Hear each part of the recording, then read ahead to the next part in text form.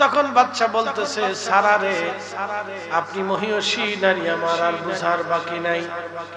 তিনবারে যেহেতু আপনাকে আমি ছোঁয়াও দিতে পারলাম না, আপনার রব আপনারে বাঁচাইলো, এবার আপনার আল্লাহকে বলে দেন, আপনার আল্লাহ যদি আমার সুস্থ করে দেয় তাহলে আমি তো আপনাকে মুক্ত করে দিব, কিন্তু সাথে আমার একটা মেয়ে আছে, কন্যা সন্তান হাজেরা, আমার হাজেরাকে আপনার দাসী বানাইয়া তারপরে দিয়ে দিব। বোয়াল থেকে বোয়াল মারি, মধু থেকে মধু খালি, হাতি থেকে হাতি বান্ধা, গাই থেকে গাই বান্ধা, আর কত। একদিন জিজ্ঞেস গেলাম নাম কি, গুতা মারি।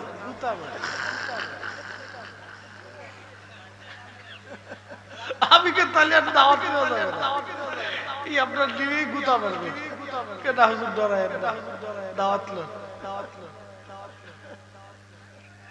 কত নাম যে আজিব বাঙালি। আল্লাহ, এই ফুলাপান তোরা গুরুসকে, এদিকে এদিকে এদিকে বিরিয়ানি আসেন, ও এর লাগে লাস্টের দ্বন্দ্ব আছে, ওরা সার্ভিসে টাপ করতেছে, দেখি পড়াতে হয় কি। সকালে দিব এর লেগে সকালবেলার চিন্তা, অনেকে বাসে যায় ঘুমাই রয়েছে, ঘুমাই থাকে। আচ্ছা, অসুবিধা নেই, ইনশাআল্লাহ। তো খুব মনোযোগ দেবেন, সাইয়্যিদুনা হযরত ইব্রাহিম আলাইহিস সালাতু ওয়াস সালাম আম্মাজানকে নিয়ে চলে গেলেন। রাজা ভিতরে ধরতে গেলেন, কিন্তু আল্লাহ অবশ করে দিলেন। ওইদিকে ইব্রাহিম আলাইহিস সালাম সিজদার মধ্যে পড়ে গেলেন, আল্লাহ আপনি যদি আমার সম্মান না বাঁচান তাহলে আমার সম্মান আজ নষ্ট হয়ে যাবে। আল্লাহ, আমি আপনার খলিল, আপনি আমার স্ত্রীর সম্মান আপনি রক্ষা করেন। ঠিক তখনই ইব্রাহিম আলাইহিস সালামের চোখের পর্দা আল্লাহ সরাই দিলেন, দিলের পর্দা আল্লাহ সরাই দিলেন। ইব্রাহিম আলাইহিস সালাম রাজদরবারের বাহিরে বসে, রাজদরবারের ভিতরে কি হচ্ছে, হযরত সারা আলাইহিস সালামের সাথে কি হয়, সাইয়েদনা ইব্রাহিম আলাইহিস সালাম বসে বসে দেখতে লাগলেন। জোরে বলা যাবে কি মারহাবা। ভিতরে কি হয়, ইব্রাহিম আলাইহিস সালাম বাহির থেকে সব দেখতেছে, চোখের পর্দা সরাই দিলেন। স্যাটেলাইট ক্যামেরা আল্লাহ চোখের মধ্যে সেট করে দিলেন। একসাথে বলবেন আল্লাহু আকবার। খুব মারাত্মক ক্যামেরা, খুব মারাত্মক ক্যামেরা। এর জন্য আল্লাহ বলেন, আলাম নাশরাহ লাকা সাদরাক। নবীজি, আমি কি আপনার বক্ষের ক্যামেরাকে উন্মুক্ত করে দেই নাই? আপনার কালকে কি আমি সম্প্রসারণ করে দেই নাই? ওই নিয়ামত যে ওলির অন্তরে আছে, সেই ওলির কালবের দরজা আল্লাহ খুলে দিয়েছে। একসাথে বলুন আল্লাহু আকবার। এজন্য এই পৃথিবীর ভূখণ্ডের যত ওলিরা আসছিলেন তাদের ভিতর অনেক কারামত ছিল। কথা ঠিক আছে কিনা? অনেক কি ছিল? কারামত ছিল, কারামত, অলৌকিক বৈশিষ্ট্য তাদেরকে আল্লাহ দান করেছিল। এটা দেখে দেখে বহু হিন্দু, বহু সনাতনী, বৌদ্ধ, খ্রিস্টান, অন্য ধর্মের মানুষ তারা চিন্তা করলে এটা সত্য ধর্ম, এই সেই সত্যটাকে তারা কবুল করে নিয়ে আজকে বহু মানুষ কালেমার দীক্ষায় দীক্ষিত হয়ে আজকে এই রন্দে রন্দে আজান আর আজান আর আজান আর আজান।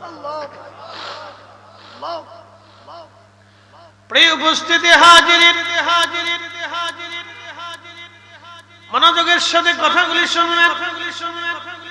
সাইয়েদুনা হযরত ইব্রাহিম আলাইহিস সালাম তিনি বাহির থেকে সব দেখতে লাগলেন, ভিতরে কি হয় তিনি দেখলেন। হযরত সারাকে ধরতে গেছে, তখন ওই বাদশা অবশ হয়ে গেল। বাদশা ডাক দিয়ে বলল, সারা রে, আপনি দয়া করে আমারে মাফ করে দেন, আপনি আল্লাহর কাছে দোয়া করেন যেন আমার আল্লাহ মাফ করে দেয়, আমি আপনাকে ছেড়ে দিব। হযরত সারা দোয়া করলেন, আল্লাহ আপনি বাদশারে মাফ করে দেন, আবার সাথে সাথে তার হাত পা সুস্থ হয়ে গেছে। কিন্তু মানুষের দিল মন্দ প্রবণ, এই দিলটা আবার গুনাহ করার দিকে ঝুঁকে গেল। যখন হযরত সাদ আলাইহিস সালামের দিকে আবার হাত বাড়াইতে গেছে, আবার রব্বুল আলামিন তাকে অবশ করে দিলেন। বাচ্চা আবার ডাক দেখে সানারে, আপনি আমারে maaf করে দেন। আপনি আল্লাহর কাছে বলেন, আপনার আল্লাহর কাছে আপনি বলেন, আপনার আল্লাহ যেন আমারে সুস্থ করে দেয়। হযরত সারা দোয়া করলেন, আল্লাহ আপনি এই বাচ্চাকে সুস্থ করে দেন, সে আমাকে ছেড়ে দিবে বলে ওয়াদা করেছে। কিন্তু আবার আল্লাহ তারে সুস্থ করে দিলেন। আবার হযরত সারাকে আবার ধরতে গেছে। মানুষের দিল মন্দ প্রবণ। দেখবেন যে বিড়ি খায় সে বিড়ি ছাড়তে পারে, বিড়ি তারে এমন ভাবে ধরছে বিড়ি তারে ছাড়ে না। কথা ঠিক আছে? আমি একদিন এক বাথরুমে পাবলিক টয়লেটে ঢুকছি, তো ঢোকার পরে দেখি বিড়ির গন্ধ। তা আমি বের হয়েছি, কেয়ারটেকার আছে বসে বসে 10 টাকা 5 টাকা করে নেয়। বলে বেটারে তুই খালি টাকায় গরজ, ভিতরে যে বিড়ির গন্ধ কয়, ও গন্ধে বসা যায় না, পরিষ্কার করতে আরো না। হুজুর কিতা করতা, আপনার আগে যে গেছিল এটা বই বই বিড়ি টানছে। তা বললাম যে বিড়ি টানলো, বিড়ি খাওয়ার তো কত জায়গা আছে, তো বাথরুমে টানে। হুজুর বিড়ি না টানলে ক্লিয়ার হয় না।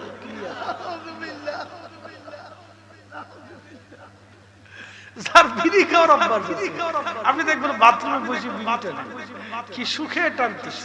বিড়ি না টানলে বলে তার বাথরুম হয় না। আছে না এরকম? খুব মারাত্মক। বিড়ি না টানলে তার বাথরুম বাথরুম আইতোই না, বলে বিড়ি টানলে তার বাথরুম। বিড়ি তার ধরছে, এই বিড়ি ধরে না, বিড়ি এরা ঠিক আছে। তো খুব মারাত্মক এটা। এই জন্য কিছু মানুষ আছে দেখবেন নেশায় তারে ধরে ফেলছে। তো মানুষের দিল হচ্ছে মন্দ প্রবণ, খালি খারাপের দিকে চলে যায়, রুজু হয়ে যায়। তো এই মিশরের বাচ্চার দিল খুব মন্দ প্রবণ ছিল। সে লোভ ছাড়তে পারতেছে না, এত সুন্দর আমার চোখের আড়াল থেকে হাতের নাগাল থেকে চলে যাবে, আমার 3 বারে ধরতে আজকে আপনাদের ছাড়তাম না। কিন্তু সে তো জানে না যে সে কোথায় হাত দিচ্ছে। ঠিক তখনই আল্লাহর আকাশ থেকে আবার গজে বসলো, পুরা শরীর তার অবশ্য। একসাথে বলবেন আল্লাহু আকবার। নবীদের ইজ্জতের জিম্মাদারি কার হাতে? ওলিদের ইজ্জতের জিম্মাদারি কার হাতে? ওলিদের সম্মান আল্লাহর হাতে। কারামতুল জুনজুনি রাহমাতুল্লাহ আলাইহি এখনো কোটি কোটি মানুষ স্মরণ করে। কথা ঠিক আছে নি? কেন করে? টাকা দেয়, রাস্তা টেন্ডার দেয়, সরকারে আছে, প্রধানমন্ত্রী প্রধান উপদেষ্টা কোন পদে আছে, কিন্তু মানুষ কেন স্মরণ করে? উল্টা আল্লাহকে খুশি করেছিল, খুশি করেছিল। ইন্নাল্লাযীনা আমানু ওয়া আমিলুস সালিহাতি উলাইকা হুম খায়রুল বারিয়া। রব্বুল আলামিন বললেন, নিশ্চয় ঈমানে আমলে যারা তাজা, ঈমানে আমলে যারা পাকা, উলাইকা হুম খায়রুল বারিয়া, তামাম যুগের মধ্যে তারা সেরা, তামাম সৃষ্টির মধ্যে তারা সেরা। জোরে বলেন মারহাবা। হাজিরিন খুব মনোযোগ দিবেন। হযরতে ইব্রাহিম আলাইহিস সালাতু ওয়াস সালাম তিনি কিন্তু বাহির থেকে সব দেখতেছেন, কারণ তার চোখের পর্দা খোলা। হযরত আম্মা জান সারা 3 বারের মাথায় বাদশা, এবার তিনি আবার অবশ হয়ে গেল। তখন বাদশা বলতেছে, সারা রে আপনি মহিয়সী নারী, আমার আর বুঝার বাকি নাই। 3 বারে যেহেতু আপনাকে আমি ছোঁয়াও দিতে পারলাম না, আপনার রব আপনারে বাঁচাইলো। এবার আপনার আল্লাহকে বলে দেন, আপনার আল্লাহ যদি আমারে সুস্থ করে দেয় তাহলে আমি তো আপনাকে মুক্ত করে দিব, কিন্তু সাথে আমার একটা মেয়ে আছে, কন্যা সন্তান হাজেরা, আমার হাজেরাকে আপনার দাসী বানাইয়া তারপরে দিয়ে দিব। আমার কন্যা আমাদেরকে আপনার দাসী হিসেবে আপনাকে দিয়ে দিব, আপনার স্বামীর কাছে আপনি নিয়ে চলে যাবেন। কারণ আপনার স্বামী যদি আপনাকে বিশ্বাস না করে, আমার কন্যা সন্তানটাকে আপনার সাথে দিয়ে দিব, দাসী বানায় দিয়ে দিব। কিন্তু হযরত ইব্রাহিম তো বাহির থেকে সব দেখতেছে, সব শুনতেছে। জোরে করেন আল্লাহু আকবার। সব দেখতেছে, সব শুনতেছে। আচ্ছা বলেন, ইব্রাহিম আলাইহিস সালাম যদি রাজপ্রাসাদের বাহির থেকে যদি রাজপ্রাসাদের ভিতরের অন্তর্মহলের দৃশ্য দেখতে পারে, শুনতে পারে, আমাদের নবী মদিনাতুল মুনাওয়ারা থেকে আমাদের দুরূদ ও সালাম শুনতে পারে কি পারে না? আমরা যখন বলি তখন কিছু ভাইরা বুঝুক আর না বুঝুক, আমরা যখন বেদাতি, মাজার পূজারি বেদাতি, এরা কিছু বুঝে শুনে না, এরা অতিরিক্ত কথা বলে। আমরা কি অতিরিক্ত এমন বললাম বলেন তো? এটা কি কঠিন কোনো কাজ? হ্যাঁ, বর্তমান মিডিয়ার যুগে আপনি দেখেন তো, এই গোয়েন্দা সংস্থার যুগে আপনি ঘরের ভিতরে কি করে সেটার পর্যন্ত নথিপত্র তারা নিয়ে চলে যাবে, আপনি নিজেও জানবেন। এত কঠিন প্রযুক্তি এখন আছে। আপনার যে মোবাইলটা আছে, এই যে মোবাইল বলে দিয়ে যে আজকে হ্যাকাররা আপনার বাড়ির মোবাইল, এই যে মোবাইলটা দেখছেন, ক্যামেরা দেখছেন, তো ক্যামেরাটা ভুলে এইভাবে থুয়ে আপনি ঘুমায় পড়ছেন। আপনি ঘরের ভিতরে, বাসার ভিতরে লুঙ্গি খুলে না আছেন, না লুঙ্গি খুলে না আছেন, না ঘুমাচ্ছেন, না বই পড়তেছেন, না বাচ্চার সাথে দুষ্টুমি করতেছেন, হ্যাকাররা সব নিয়ে চলে যাবে। অথচ আপনার ক্যামেরা কিন্তু অন করে না, কিন্তু হ্যাকাররা সব নিয়ে যাবে। ভয়ঙ্কর, ভয়ঙ্কর, ভয়ঙ্কর। এটা যত সোজা মনে করতেছেন তত সোজা নাকি? আপনাকে ধ্বংস করে দিতে পারে যে কোনো সময়, যে কোনো একজন মানুষের জীবন, ক্যারিয়ারকে ধ্বংস করে দিতে পারে। তো বাসা বাড়িতে মোবাইল চুরালে আপনি ব্যাগের ভিতরে, আমি ব্যাগের ভিতরে আন্দায় তুই দিতাম, এবার কদ্দুর বেশি লইতে বুঝছেন, ব্যাগের ভিতরে আন্দায় তুই দিতাম।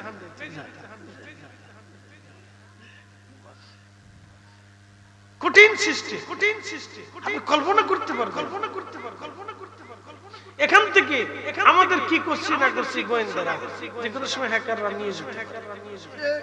কঠিন মুহূর্ত, কঠিন মুহূর্ত। বাংলাদেশের সিচুয়েশনে একজনকে শেষ করে দেওয়া কোন ব্যাপারই না, তাকে ব্ল্যাকমেইল করাও কোন কঠিন কাজ না। এরকম অনেক কোটিপতিরা ব্ল্যাকমেইলের শিকার হয়ে যাচ্ছে, সমস্যার সম্মুখীন হচ্ছে। প্রিয় উপস্থিতি, খুব মনোযোগ দিবেন। তথ্য প্রযুক্তির সময় যদি এই কাজগুলি এত সহজ হয়ে যেতে পারে, তাহলে আপনি বলেন তো নবুয়তের পাওয়ার কত বড় হতে পারে? নবুয়তের পাওয়ার এত বিরাট, নবুয়তের ক্ষমতার কাছে তামাম সৃষ্টি তেমন কিছুই না। কথা বলেন ঠিক কিনা?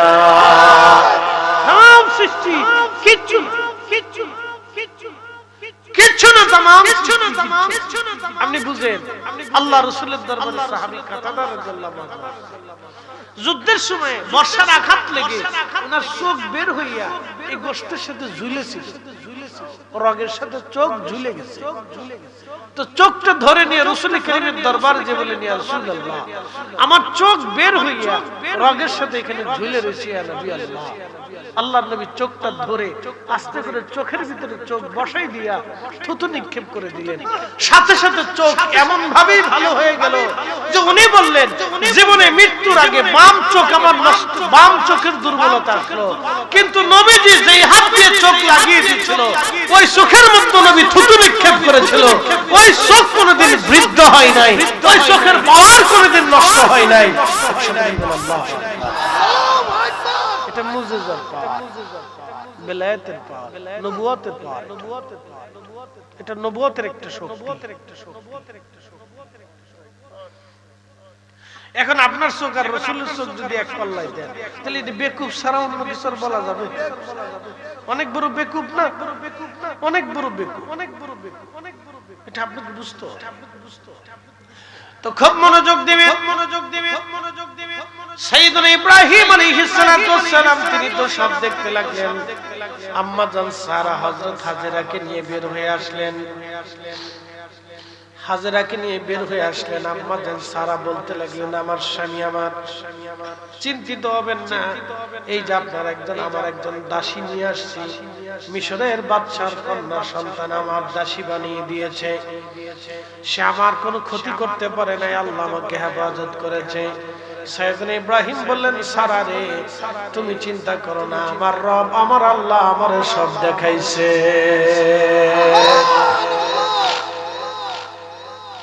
ওইখান থেকে আম্মা জান সারা আলাইহিস সালাম তার দাসী হাজেরা আলাইহিস সালামকে নিয়ে চলে আসলেন। পরে যখন আল্লাহ কোনো সন্তান দেয় না, তখন আম্মা জান সারা বললেন, স্বামী আমার, আপনি অনুমতি দিলে আমার দাসী হাজেরার সাথে আপনার বিয়ে পড়াইতে চাই। আমার মন বলে আপনি হাজেরা থেকে একটা সন্তান পাবেন, আল্লাহ যে তোমার সন্তান দিল না, তাহলে আপনাকে আল্লাহ একটা সন্তান দিবে। তখন হযরত ইব্রাহিম আলাইহিস সালামের বয়স ছিল 80 বছর। সুবহানাল্লাহ কইবেন? কত বছর? এটা কোনো ব্যাপার না, এটা কোনো ব্যাপার না, এটা কোনো ব্যাপার না। 70 বছর বয়সে কয়েকদিনকে মদিনাতুল মুনাওয়ারাকে ইমাম সাহেব বিয়ে করছে। কে আপনি সুবহানাল্লাহ এখন আসতে কইতেছেন? ডরাইতেছেন নাকি? কোন ব্যাপার কোন ব্যাপার আমরা 70 বছর বয়সে বুড়ার ট্রেজারি করে হসপিটালে নিয়ে এলাম, বুড়ার দম যায় যায় যায় যায়, বলে হুজুর কেন? পিছনে কারণ আছে। বাংলাদেশের মানুষের অর্থনৈতিক অবস্থা দুর্বল। জন্মগ্রহণের পর থেকে আমরা ঋণ মাথায় নিয়ে জন্ম নিই। কথা ঠিক আছে কিনা? কোটি কোটি টাকা, তো 2-1 কোটি টাকা। এখন শুনতেছি বর্তমান সময় নাকি 23 লক্ষ কোটি টাকা বলে ঋণ আরো বাড়ছে, ঋণ আরো বাড়ছে। 23 লক্ষ কোটি টাকা যদি ঋণ হয়, তাহলে আমাদের যে সন্তান এখন জন্ম নেবে, এই সন্তানটা 23 লক্ষ কোটি টাকা ঋণ মাথায় নিয়ে জন্ম নেবে। আমাদের যে ছেলেপেলেরা বড় হচ্ছে, তারা 23 লক্ষ কোটি টাকা ঋণ নিয়ে বড় হচ্ছে। তো ঋণই দিবে না কলা কিনে খাবে? আর কলাও যেটা আসতেছে সেটার ভিতরে ওষুধ মারা, মানে ফরমালিন মারা, সেরাত করে মারতে থাকে। কলায় ফরমালিন, জামে ফরমালিন, আমে ফরমালিন, কাঠে ফরমালিন, কাঁঠালে ফরমালিন, ফলে ফরমালিন, চালে ভেজাল, ডালি ভেজাল, তেলে ভেজাল। তেল কোনটা আসে জানেন? যেটা 3 থেকে 6 নম্বর তেল, যেটা পাম অয়েল, ওটা খাইলে নিরোগ হয়ে যায়। তারপরে বাজারের ভিতরে যেই ভাজা ভাজতে থাকি, এক তেল দিয়ে 6 ভাজা। এটা খাওয়ার সাথে পেটের ভিতরে চিরিত করে একটা কামড় দিয়ে ঘেরাত করে একটা শব্দ হয়ে ভিতরে মনে হয় যে এই যুদ্ধ শুরু হয়ে গেল।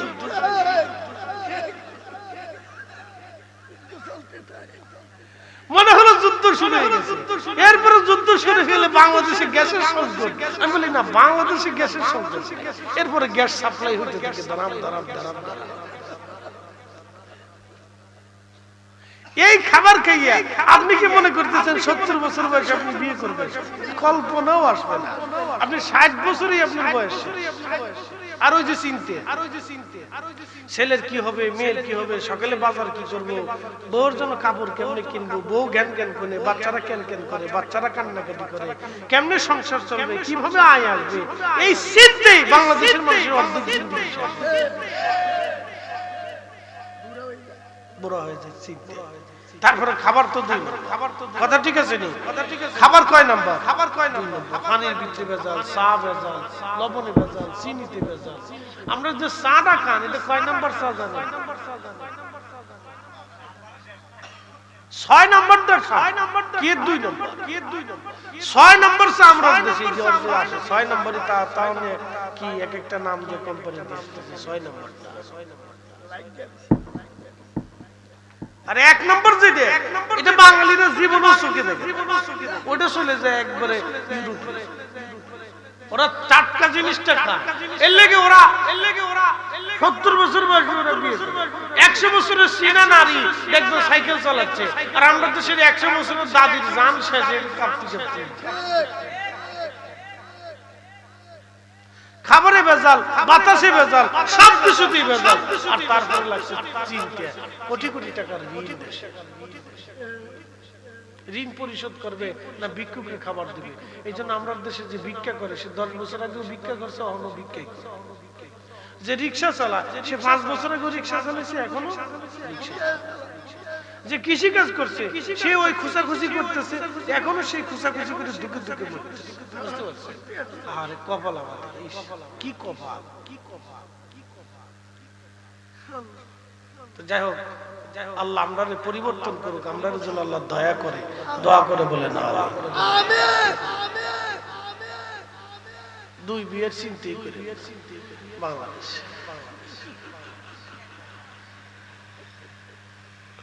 তাই দুনিয়া থেকে খোদার জাহান্নাম দেখে তার কবরে যাবে। আবার বসন্তরে একজন হাড় গলায় ধরিতে পড়ে গেছে, 2 বউয়ের জ্বালা। দুনিয়ার বাস্তাবি না, বই গেছে বাঁচা।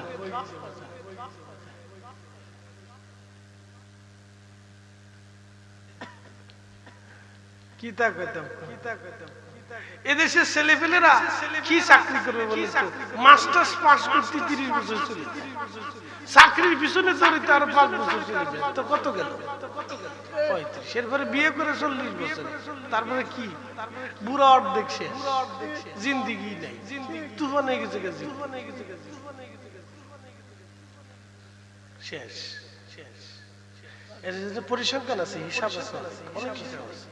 বাতাসের হিসাব আছে, প্রকৃতির হিসাব আছে, খাবারের হিসাব আছে, চালচলের হিসাব আছে। তারপরে আমরা যে রাস্তা, এই রাস্তায় চললে গাড়িও শেষ, মানুষের শেষ। একটা অটো গাড়ি 1 বছরের বুড়া হয়ে যায়। কি কথা খারাপ করছি? নতুন গাড়ি 1 বছরে কি হয়ে যায়, বুড়া। এরপরে গাড়ির পেছনে শব্দ কিচুর কিচুর, চুকুর চুকুর, কিচুর কিচুর, চুকুর চুকুর।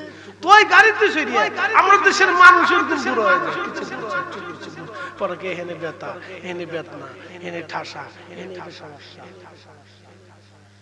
নানান প্রবলেম। কিডনি নষ্ট হয়ে যেতেছে, লিভার চলে যেতেছে, কেমনে যাবে না? পানি 2 নম্বর, পানির ভিতরে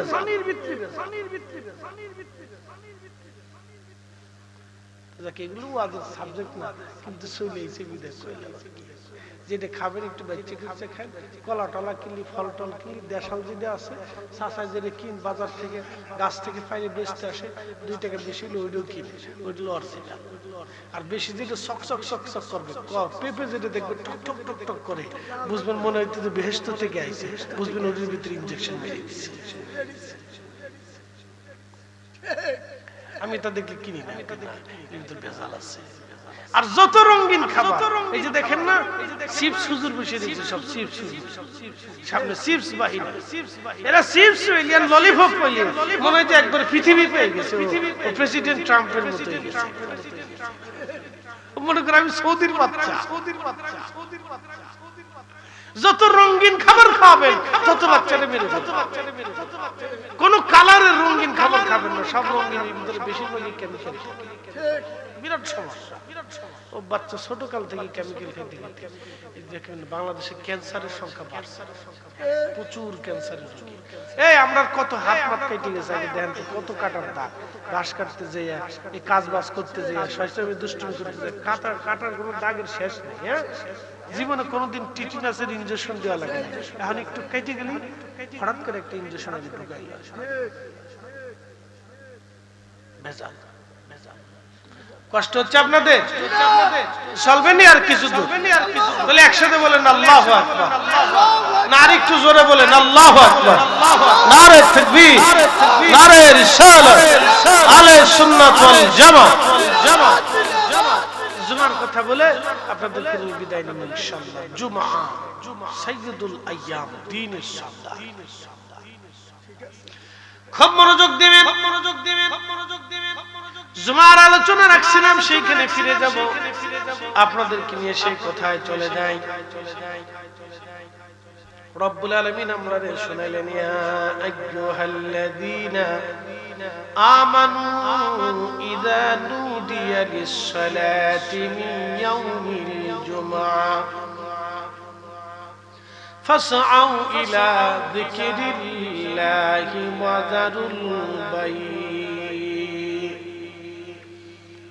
রব্বুল আলামিন বললেন, হে ঈমানদারেরা, যখন জুমার জন্য তোমাদেরকে ডাকা হয়, তখন তোমরা জুমার নামাজ পড়ার জন্য রওনা দাও, চলে আসো। যখন জুমার জন্য আসবা, ব্যবসা বাণিজ্য, বেচা বিক্রি, কাজ বাজ সব ছেড়ে দিয়ে তোমরা চলে আসো। আল্লাহর নবী বলেন, আমার উম্মতেরা রে, জুমার নামাজ আদায় করার জন্য আমার উম্মতেরা যখন ঘর থেকে বের হয়, গোসল করে পাক পবিত্র হয়ে সুন্দর পোশাক পরে ওযু করে যখন তারা হেঁটে হেঁটে জুমার নামাজ আদায় করার জন্য মসজিদে আসে, হেঁটে হেঁটে নামাজে আসে, আমার উম্মতেরা রে প্রত্যেক কদমে কদমে কদমে কদমে 1 বছর ধরে ইবাদত করলে যত নেকি হয়, 1 বছর ধরে রোজা রাখলে যত নেকি হয়, আমার উম্মতের আমলনামায় প্রত্যেক কদমে কদমে কদমে কদমে আমার আল্লাহ প্রত্যেক বছরের ইবাদতের নেকি লিখে দেয়। একটা জবান বন্ধ থাকবে না, জোরে বলেন মারহাবা। 500 কদম যদি হাঁটেন 500 বছরের নেকি। কত কদম? কত বছর? যদি 1000 কদম হাঁটেন, যদি 2000 কদম হাঁটেন, এখানে এমন কোন মুসলিম নাই যে যার বাড়ি থেকে মসজিদ পর্যন্ত 200 কদম আসে না? বেশিও তো আছে। তাহলে আমি 200 কদমই ধরলাম। প্রত্যেক জুমাতে শুধু জুমার নামাজ পড়ার জন্য আপনি হেঁটে যাবেন আর হেঁটে আসবেন, তাতে 400 কদম হাঁটলে 400 বছরের নেকি, 500 কদম হাঁটলে 500 বছরের নেকি, বাকি জুমা তো বুঝি।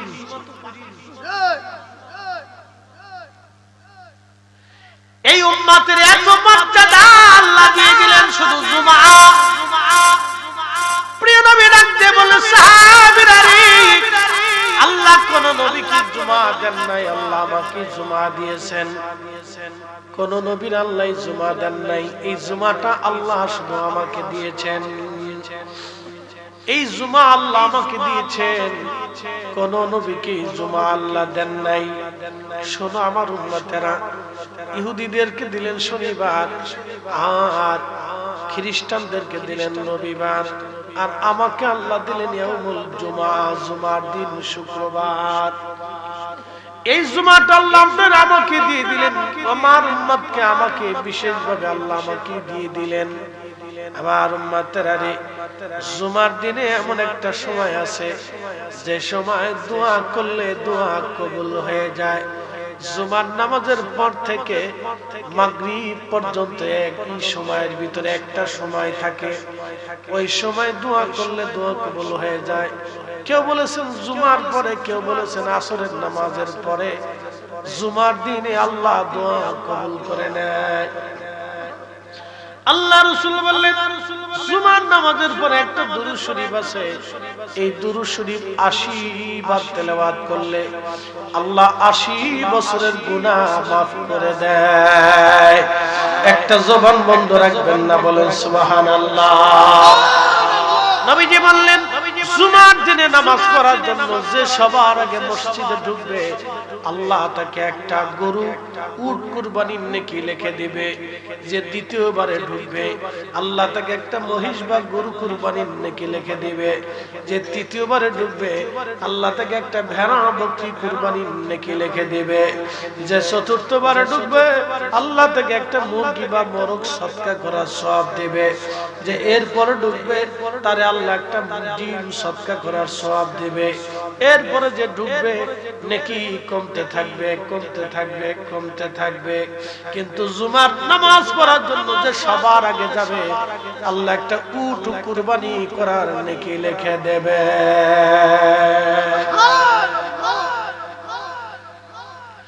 জুমা জুমা আমার আল্লাহ ডাক দিয়ে বললেন, এ বান্দারা, বেচা বিক্রি ব্যবসা বাণিজ্য তোমরা ছেড়ে দাও এই জুমা আদায় করার জন্য। আমি জুমার আনুষঙ্গিক নেকির কথা আপনাদেরকে শোনাচ্ছি। এই জুমার দিনে আল্লাহ এই উম্মতকে মর্যাদা দিয়েছেন। কোন এক সময়ে মদিনাতুল মুনাওয়ারাতে দুর্ভিক্ষ নেমে আসলো।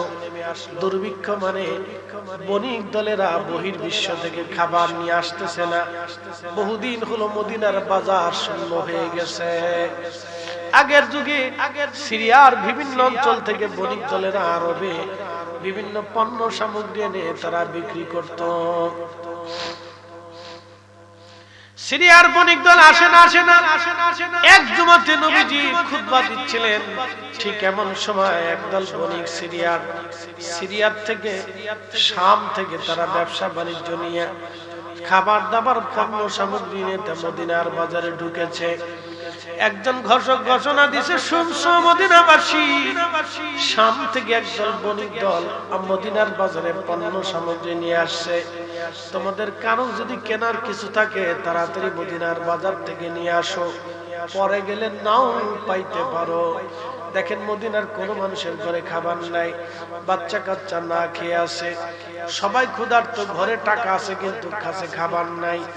এই পরিস্থিতি তৈরি হয়ে যাওয়ার পরে আল্লাহর নবী ওই দিন জুমার দিনে খুতবা দিচ্ছিলেন। সাহাবীরা বের হতে হতে হতে হতে হতে হতে বহু মুসল্লি মসজিদ থেকে বের হয়ে চলে গেল, কিন্তু 10 জন মুসল্লি মসজিদের মধ্যে বসে রইল।